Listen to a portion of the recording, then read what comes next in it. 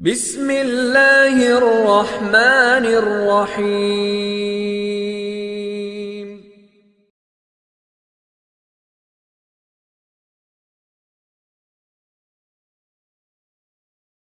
الحمد لله كفى سلام عباده الذين اصطفى عما بعد أعوذ بالله من الشيطان الرجيم بسم الله الرحمن الرحيم সম্মানিত শ্রোতা মণ্ডলী, আপনাদের সকলের প্রতি নাইস ইসলামিক টিভির পক্ষ থেকে শুভেচ্ছা ও অভিনন্দন। আসসালামু আলাইকুম ওয়া রাহমাতুল্লাহি ওয়া বারাকাতুহু। সম্মানিত শ্রোতা মণ্ডলী, আল্লাহ রাব্বুল আলামিনের এই জমিনে সবচেয়ে উত্তম এবং উৎকৃষ্ট ঘর হইল আল্লাহর ঘর, মসজিদ। এই মসজিদটা আল্লাহ রাসূল সাল্লাল্লাহু আলাইহি ওয়াসাল্লাম তিনি বলেন যে আসমান এবং জমিনের ভিতরে সবচেয়ে উত্তম এবং উৎকৃষ্ট ঘর হইল আল্লাহর ঘর, মসজিদ। এই মসজিদের ভিতরে যে ব্যক্তি প্রবেশ করলো সে সবচেয়ে বেশি নিরাপদে আশ্রয় গ্রহণ করল। আল্লাহ রাসূল সাল্লাল্লাহু আলাইহি ওয়াসাল্লাম একটি হাদিসে তিনি উল্লেখিত করেছেন যে পৃথিবীতে তিনটি মসজিদে তোমরা দেখার উদ্দেশ্যে তোমরা সফর করতে পারো। সেই তিনটে মসজিদের হাকিকাত অর্থাৎ তার মান এবং তার মর্যাদা সম্পর্কে বিশ্বনবী মুহাম্মদ সাল্লাল্লাহু আলাইহি ওয়াসাল্লাম তিনি উল্লেখিত করেছেন। সেই মসজিদের তিনটি মসজিদের ভিতরে এক নম্বর যে মসজিদটা, সেই মসজিদের নাম হলো বাইতুল্লাহ, যেটাকে বলা হয় আমাদের হেরেম শরীফ অর্থাৎ কাবা ঘর। আল্লাহ রাসূল সাল্লাল্লাহু আলাইহি ওয়াসাল্লাম বলেন যে কোনো ব্যক্তি যদি এই হেরেম শরীফে অর্থাৎ কাবার চত্বরে অর্থাৎ এই মক্কায়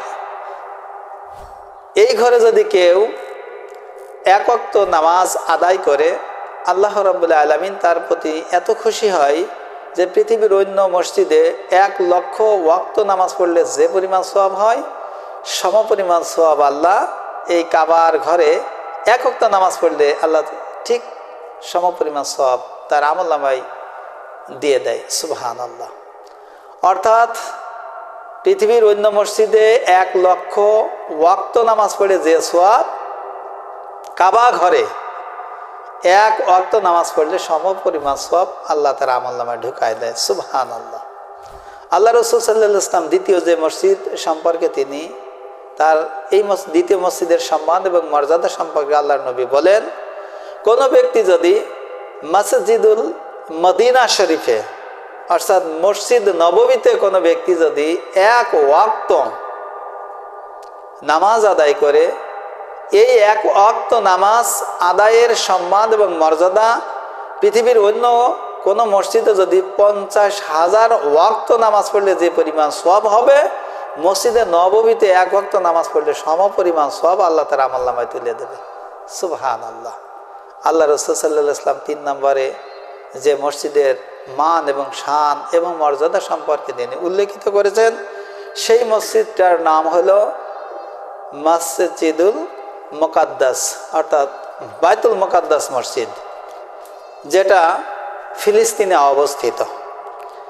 এই বাইতুল মুকাদ্দাস এই মসজিদে কেউ যদি এক ওয়াক্ত নামাজ পড়ে, এই এক ওয়াক্ত নামাজের সম্মান এবং মর্যাদা এত পরিমাণে যে পৃথিবীর অন্য কোনো মসজিদে 25,000 ওয়াক্ত, দুইটা রেওয়াত আসছে, একটা রেওয়াতে আসছে 25,000 ওয়াক্ত, আর একটা রেওয়াতে আসছে 5,000 ওয়াক্ত নামাজ পড়লে যে পরিমাণ সওয়াব হবে, বাইতুল মুকাদ্দাসে এই মসজিদে এক ওয়াক্ত নামাজ পড়লে ঠিক সমপরিমাণ সওয়াব আল্লাহ খুশিয়ে তার আমলনামায় দিয়ে দেবে। সুবহানাল্লাহ। তাহলে আমরা বুঝতে পারলাম এই তিনটে মসজিদের সালাতের মর্যাদা আকাশচুম্বী রয়েছে। সুতরাং মসজিদের সম্মান এবং মর্যাদা আকাশচুম্বী। আল্লাহ রাসূল সাল্লাল্লাহু আলাইহি ওয়াসাল্লাম বলেছেন যে পৃথিবীর কোনো বাড়িতে গেলে আল্লাহর মেহমান যে হয়, এই কথা আল্লাহ রাসূল সাল্লাল্লাহু আলাইহি ওয়াসাল্লাম তিনি বলে যে আল্লাহ তাআলা কখনো উল্লেখিত করেন নাই। কিন্তু একটা মসজিদে মানুষ যখন কোনো মসজিদে প্রবেশ করে অর্থাৎ আল্লাহর ঘর মসজিদে প্রবেশ করে আল্লাহর সন্তুষ্টির উদ্দেশ্যে সালাত আদায় করার নিয়তে মসজিদে প্রবেশ করার সঙ্গে সঙ্গে ওই ব্যক্তি আল্লাহ রাব্বুল আলামিনের মেহমান হয়ে যায়। সুবহানাল্লাহ। এই মসজিদ এবং মসজিদের যারা রক্ষণাবেক্ষণ করে, মসজিদের যারা আবাদ করে, তাদের সম্মান এবং মর্যাদা আকাশচুম্বী রয়েছে। আল্লাহ রাসূল সাল্লাল্লাহু আলাইহি ওয়াসাল্লাম বলেন যে মসজিদের যিনি মুয়াজ্জিন হবে কিয়ামতের সেই কঠিন মুসিবতের দিনে, মানুষ যেদিন ইয়ানফসি করবে, পানির পিপাসায় যেদিন কাতরাতে থাকবে, পানি পানি পানি বলে যেদিন আর্তনাদ করবে, ওই কঠিন মুসিবতের দিনে আল্লাহ রাব্বুল আলামিন তার দুনিয়ায় যে সকল মসজিদ ছিল, মসজিদের যারা মুয়াজ্জিন ছিল, তাদের ঘাড় হাসরবাসীদের চাইতেও বেশি পরিমাণে উঁচু থাকবে, লম্বা থাকবে। হাসরবাসীরা প্রশ্ন করবে, জিজ্ঞেস করবে যে হে আল্লাহ রাব্বুল আলামিন, আমরা কিছু কিছু মানুষকে দেখছি তাদের ঘাড়টা লম্বা, আমাদের সবার ঘাড় একই রকম, আবার কিছু কিছু মানুষের ঘাড় দেখছি লম্বা, এরা কারা? তখন আল্লাহ রাব্বুল আলামিন পরিচয় দিয়ে বলবেন যে এরা হলো আমার দুনিয়াতে আমার ঘর মসজিদের, এরা হচ্ছে মুয়াজ্জিন ছিল। সুবহানাল্লাহ। সুতরাং মুয়াজ্জিনের সম্মান এবং মর্যাদা আকাশচুম্বী রয়েছে। কিন্তু দুঃখজনক বিষয় হলেও সত্য যে আমাদের বাংলাদেশের মসজিদের বিশেষ করে 4 শ্রেণীর লোক সবচেয়ে অপমানিত, লাঞ্ছিত, অপমানিত, অপদস্থ। মানে এই 4 শ্রেণীর ব্যক্তি যারা মসজিদের মূল দায়িত্বে আছে, মূল মসজিদের খেদমতে আছে, তাদের সম্মান এবং মর্যাদা সবচেয়ে বেশি পরিমাণে হীন। এবং আমাদের দেশে যে সকল চাকরি করে যে সকল মানুষ, সরকারি হোক আর বেসরকারি হোক, সবচেয়ে নিম্নমানের একজন ব্যক্তিকে যে বেতন দেয়, আমাদের মসজিদের এই 4 শ্রেণীর ব্যক্তির তাদের এই ন্যূনতম বেতনটাও দেয় না। দুঃখজনক বিষয় হলেও সত্য যে আমাদের বাংলাদেশের মসজিদের যে 4 শ্রেণীর লোক আছে, যারা মসজিদকে রক্ষণাবেক্ষণ করে, মসজিদের দায়িত্ব তারা অক্ষরে অক্ষরে পালন করে, তাদের বেতন এত পরিমাণে নিম্ন পর্যায়ে দেওয়া হয় যেটা আরেকজনের সামনে পেশ করতে গেলেও লজ্জা লাগে। যেমন আমাদের মসজিদে 4 শ্রেণীর 4 ক্যাটাগরির লোক আছে যারা মসজিদের আবাদ করে, মসজিদের রক্ষণাবেক্ষণ করে, মসজিদে রাত দিন 24 ঘন্টা দেখাশুনো করে। এই 4 শ্রেণীর লোকের ভিতরে 1 নম্বরে আছে খতিব, সম্মানিত খতিব সাহেব। তিনি জুম্মার দিনে কোরআন এবং হাদিস থেকে সময় উপযোগী, যুগ উপযোগী তিনি কোরআন হাদিস থেকে দিক নির্দেশনামূলক আলোচনা পেশ করেন। তার হাদিয়া কত, তার বেতন কত আমরা যদি জিজ্ঞেস করি, তাহলে খতিব সাহেব লজ্জাতে বলতে চায় না, কারণ তার বেতনটা এত নিম্নমানের যে খতিব সাহেব বলতে লজ্জা বোধ করে, নিজের স্ত্রীর কাছে বলতেও লজ্জা বোধ করে। একজন খতিবের বেতন এত নিম্ন পর্যায়ে, এক নিম্নমানের আমরা বেতন দিই। আমাদের মসজিদের যিনি ইমাম সাহেব আছে, ইমাম সাহেব যিনি 5 ওয়াক্ত নামাজ পড়ায়, আমাদের মসজিদের যিনি ইমাম সাহেব 5 ওয়াক্ত নামাজ পড়ায়, বলেন 5 ওয়াক্ত যিনি নামাজ পড়ায়, এই 5 ওয়াক্ত নামাজ পড়াতে গিয়ে সে অন্য কোনো কাজ কাম করতে পারে না। কিন্তু এই মসজিদের একজন মুয়াজ্জিন সাহেবের যে বেতন দেয়, এই বেতনের কথা এই ইমাম সাহেব আরেকজনকে বলতে লজ্জা বোধ করে। এত অল্প বেতন একজন মসজিদের একজন ইমাম সাহেবকে দেওয়া হয়। আমাদের মসজিদের সম্মানিত মুয়াজ্জিন সাহেব, আল্লাহ এবং তার রসুল ইমাম এবং মুয়াজ্জিনের সম্মানার্থে তিনি উল্লেখিত করেছেন, তার শান কত হবে। সেই মুয়াজ্জিন সাহেব 5 ওয়াক্ত মানুষকে আজানের মাধ্যমে মসজিদে আহ্বান করে, ঝড় নেই, বৃষ্টি নেই, রাত নেই, শীত নেই, রাতের ঘুম হারাম করে দিয়ে, আরামকে হারাম করে দিয়ে সুস্থ অসুস্থ হোক মসজিদের দিকে ঝাঁপিয়ে পড়ে, মসজিদে আজানের জন্য সে পাগলের মতন হয়ে থাকে। 5 ওয়াক্ত তিনি আজান দেয়। এই মুয়াজ্জিনের বেতন একদম নিম্নমানের, যেটা আরেকজনের কাছে বলতে গেলে মুয়াজ্জিন সে লজ্জা বোধ করে।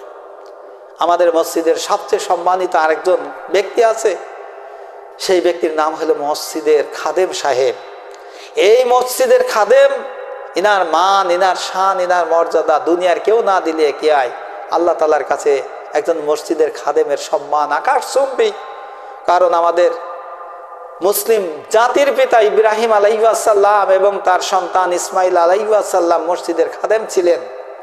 মসজিদ রক্ষণাবেক্ষণ করতেন, মসজিদ পরিষ্কার পরিচ্ছন্ন রাখতেন এবং তাদের মান সম্মান আকাশচুম্বী ছিলেন। এই খাদেম সাহেবের বেতন নিম্ন পর্যায়ে দেওয়া হয়। মসজিদের টাইলস লাগানো হচ্ছে, মসজিদের এসি লাগানো হচ্ছে, মসজিদের 4 তলা 5 তলা 7 তলা ফাউন্ডেশন করে মসজিদ ভিআইপি আকারে করা হচ্ছে, মসজিদের বাথরুম, মসজিদের বিভিন্ন অঙ্গ, বিভিন্ন জায়গা টাইলস, দামি দামি টাইলস লাগিয়ে মসজিদে মোজাইক লাগানো হচ্ছে মসজিদে সুন্দর মণ্ডিত করার জন্য। মসজিদে লক্ষ লক্ষ, শুধু না কোটি কোটি টাকা ব্যয় করা হচ্ছে, কিন্তু মসজিদ যারা পরিচালনা করছে, মসজিদের সঙ্গে যারা ওতপ্রোতভাবে যারা সম্পৃক্ত রয়েছে, যাদের সংসারটা এই চাকরির মাধ্যমে পরিচালিত হয়, সেই মসজিদের 4 জন ব্যক্তিকে, মসজিদের খতিব, মসজিদের ইমাম সাহেব, মসজিদের মুয়াজ্জিন সাহেব, মসজিদের খাদেম সাহেবদের যে পরিমাণে বেতন দেয়া হয়, এটা দুঃখজনক। এটা দুঃখজনক। একজন পিয়নেরও এর চাইতে বেশি বেতন দেওয়া হয়। একজন ব্যক্তি যিনি রাজমিস্ত্রির কাজ করে, সেও প্রতি মাসে 15,000 টাকা ইনকাম করে, 15 থেকে 17,000 টাকা। কিন্তু আমাদের দেশের খতিব সাহেবকে 2,000 টাকা, 3,000 টাকা, 2,500 টাকা মাসে বেতন দেওয়া হয়। আমাদের মসজিদের ইমাম সাহেবকে 8,000, 10,000, 12,000 টাকা বেতন দেওয়া হয়। দুঃখজনক বিষয়।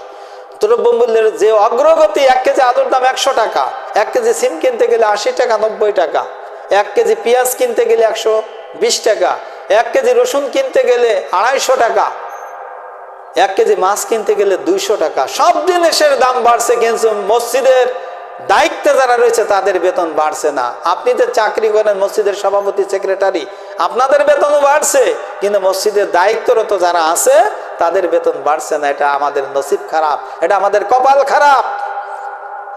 সম্মানিত শ্রোতা মণ্ডলী, এই জন্য আমি বাংলাদেশের যে 2 থেকে 2.5 লক্ষ মসজিদের যে ভাইয়েরা আছেন, সম্মানিত ভাইয়েরা যারা মসজিদের দায়িত্বে যারা নিয়োজিত আছেন, আমি তাদেরকে উদাত্ত আহ্বান করবো, আসুন এই বাংলার জমিনে যদি ইসলাম কায়েম হয়, এই বাংলার জমিনে যদি দিন যদি কায়েম হয়, এই বাংলার জমিনে যদি আল্লাহ তাআলা যদি চায়, আপনাদের প্রচেষ্টা যদি থাকে, ইসলামী রাষ্ট্র যদি কায়েম হয়, এই মসজিদের এই অবহেলিত, লাঞ্ছিত, অপদস্থ এই যে 4 শ্রেণীর ব্যক্তি আছে, যারা সবচেয়ে লাঞ্ছিত, সবচেয়ে অপমানিত, অপদস্থ, কোরআন হাদিসের হক কথা বলার সাথে সাথেই মুয়াজ্জিন সাহেবকে, খতিব সাহেবকে, ইমাম সাহেবকে বলছে সভাপতি বা সেক্রেটারি যে হুজুর আপনি আগামী জুম্মায় আর আসবেন না। এইভাবে বিনা নোটিশে অপমান, অপদস্থ করে তার মসজিদ থেকে তাড়িয়ে দিচ্ছে, তার চাকরিচ্যুত করেছে। আমি আপনাদেরকে বলতে চাই, আগামীর বাংলাদেশ ইসলামের বাংলাদেশ, আগামীর বাংলাদেশ কোরআন সুন্নাহর বাংলাদেশ, আগামীর বাংলাদেশ আলেম ওলামার বাংলাদেশ, আগামীর বাংলাদেশ হবে যুব সমাজের বাংলাদেশ, আগামীর বাংলাদেশ হবে বৈষম্যহীন বাংলাদেশ।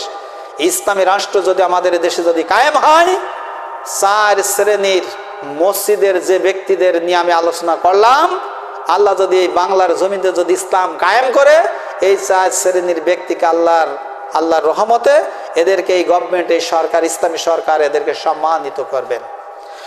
এই 4 শ্রেণীর লোককে এই ইসলামিক গভর্নমেন্ট তাদেরকে সরকারি বেতন দেবে, সরকারি ভাতা দেবে, সরকারি বোনাস দেবে, সরকারি কোয়ার্টারের ব্যবস্থা করবে।